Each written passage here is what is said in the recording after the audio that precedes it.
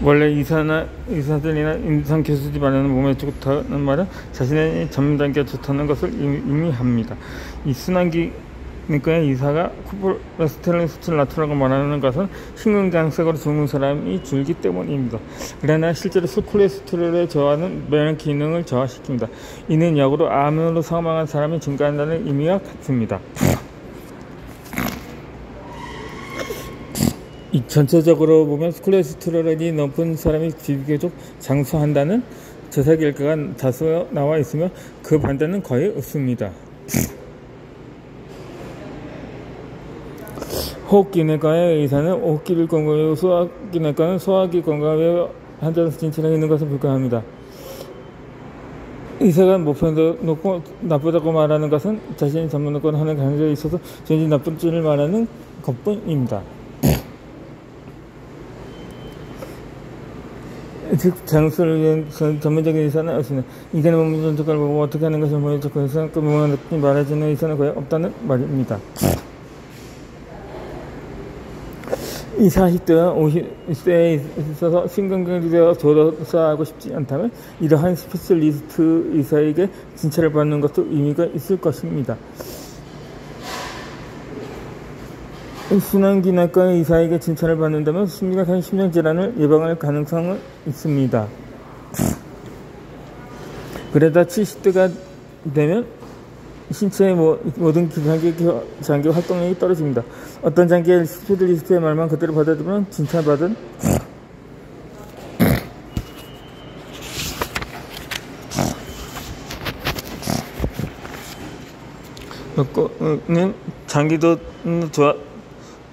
장기도 좋아서도 다른 장기에 지장이 생깁니다. 결국 몸 전체에 손상을 입는 일이 발생할 가능성이 있습니다. 꼭 필요하다고 단호할 수 없는 수술이나 치료를 할 필요는 없습니다. 의사가 시키는 대로 하고 결과적으로 QOL인 생활의 질을 떨어뜨리는 경우는 자주 생기는 경우입니다. 저의 경우 어쩌면 수명을 단축시킬 수도 있습니다.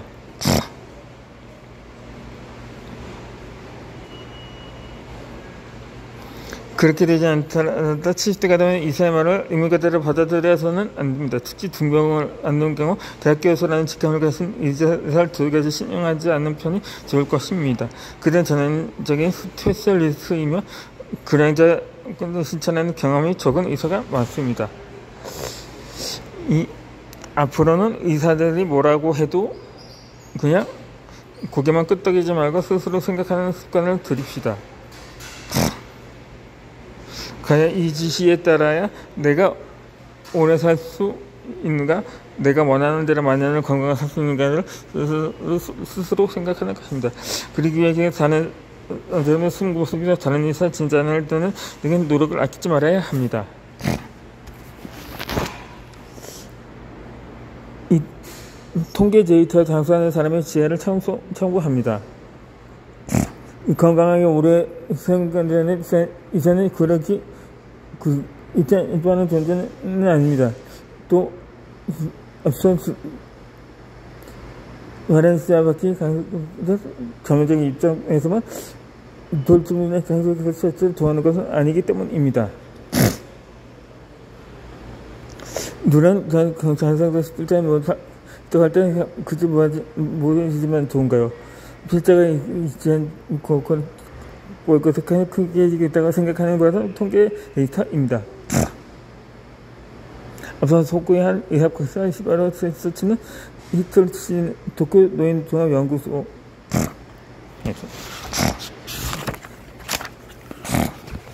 연구소에서 매우 유용한 통계와 훌륭한 연구 결과를 다수 남겼습니다. 예를 들어서 콜레스테롤 수치와 사망률 관계 등을 오래선 자수 고령자를 추적 조사하며 BMI와 사망률 관계에 대해 분석했습니다.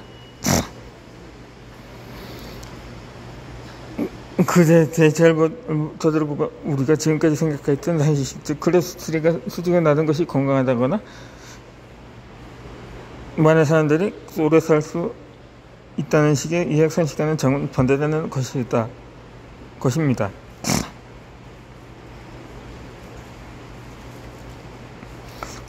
이 약은 불안전합니다. 이 약이란 건강 불안전한 것입니다. 그때까지 최신의 연구 결과가 생식이 되고 있는 것뿐입니다. 수년 후손에 도움이 되지 않거나 반대 성과로 뒤바뀌는 일과 자주 일어납니다. 정장의 시작품을 고안하는 로보토미 등이 좋은 얘기입니다.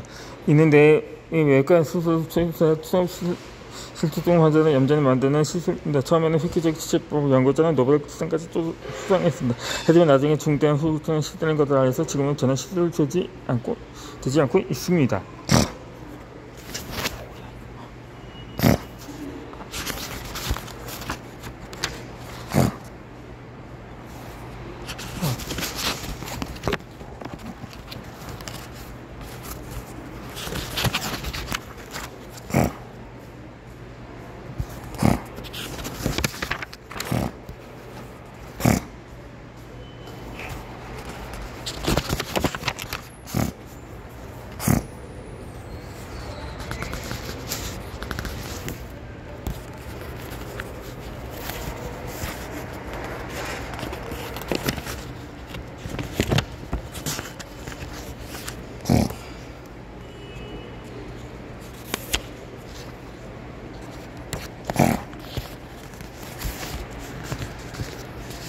이 암의 초기는 자각 증상이 없습니다.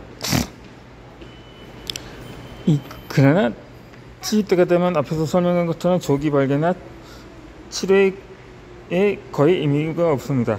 이 조기 발견에 의해서 자각 증상이 있는 사람은 없습니다.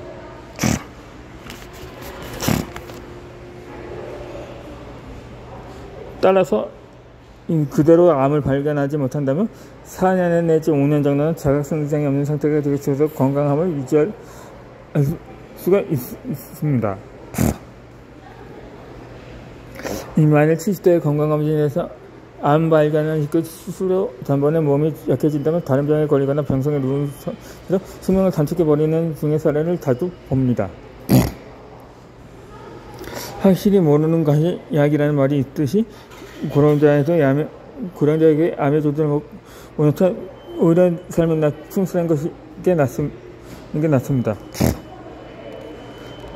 건강검진이나 정말 못 말리는 실수가 될 수 있습니다. 70대의 사람도 성실하게 자칫 않게 검진을 받고 있는 사람들이 많지만 이러한 사정을 이해하고 받아들일 필요가 있습니다. 저도 앞서 언급한 대로 건강검진 같은 것은 무의미하다고 생각합니다. 그 앞에서 3년에서 5년에 걸쳐 1회 정도의 뇌 검사나 심장 검사를 추천하고 싶습니다.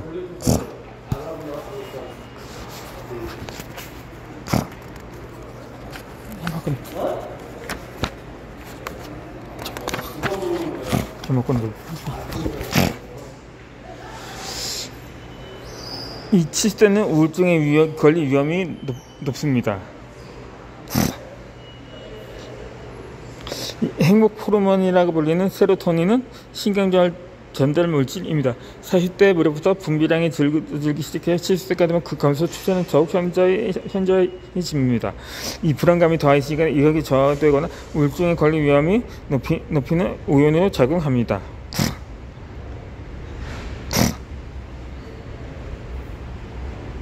만약에 최근 밤에 잠들 수가 없다거나 식욕이 없어 먹을 수가 없게 되었거나 식욕이 풀리지 않고 무슨 일을 해도 이게 나지 않거나 이런 증상이 있기 때문에 망설이지 말고 정신과 의사에게 진찰을 받아야 합니다.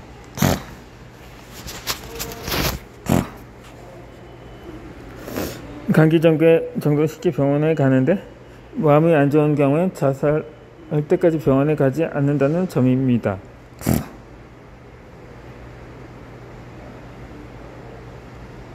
유럽 등은 보험이 충실하기 때문에 예약을 하거나 진찰을 받기까지 일주일 정도 걸리는 경우도 보통입니다.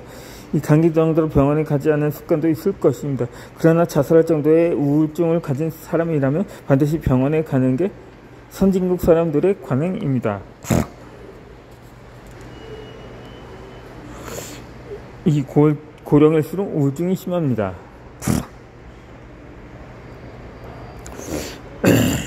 우리는 왠지 모르게 정신과에 가는 것에 대한 거부감이 강합니다. 그것은 마음의 병에 대한 일종의 편견 때문일 수 있습니다.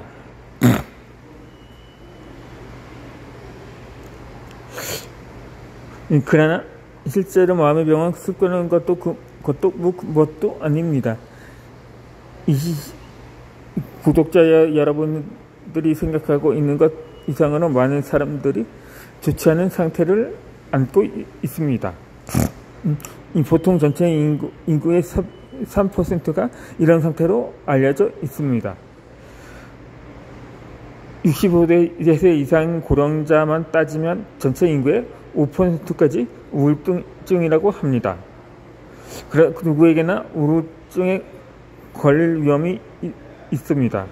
특히 고령이 되면 감기로 병원에 가는 것처럼 부담 없이 정신과 의사,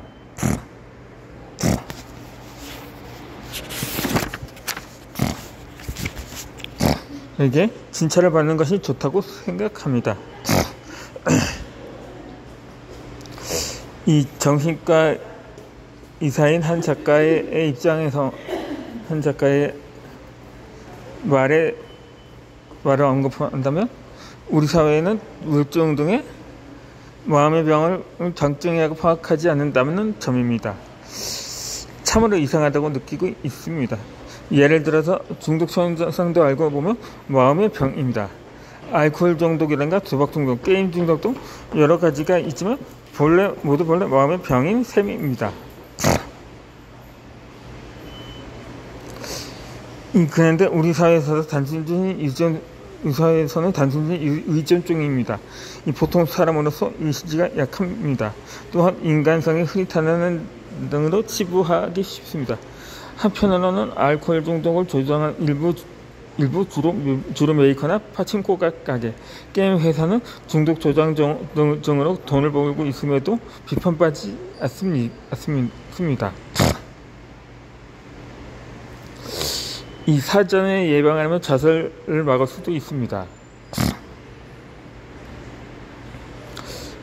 미국에서는 적어도 주류 광고 등은 엄격한 기준이 있으며 음주 광고 장면은 방영하지 않습니다. 반면 우리는 어린아이가 TV 볼 시간에도 아무렇지 않게 주류 광고를 내보냅니다. 이러한 사례에서도 마음의 상태는 병이 아니고 인간의 의지가 약하기 때문이라는 사회의 인식을 조장하는 측면이 있습니다. 만약에 잠들 수 없다든가 불안감으로 견딜 수 없다든가 살아가는 것이 괴롭다는 등의 멘탈 부진을 느꼈다면 이는 당신의 마음이 약하기 때문은 아닙니다. 이 누구에게나 일어날 수 있는 마음의 상처입니다. 이 증상이 악화되기 전에 병원에서 상담을 받는 것이 중요합니다. 사전 예방을 하면 자살을 할 만큼 중증이 되는 경우도 상당 확률로 피할 수 있습니다.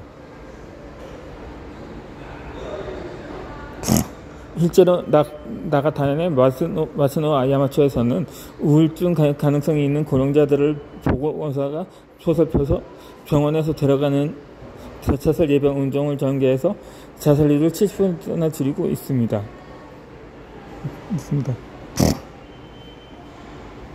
특히 고령자에게는 이러한 예방 운동이 효과적이라고 생각합니다.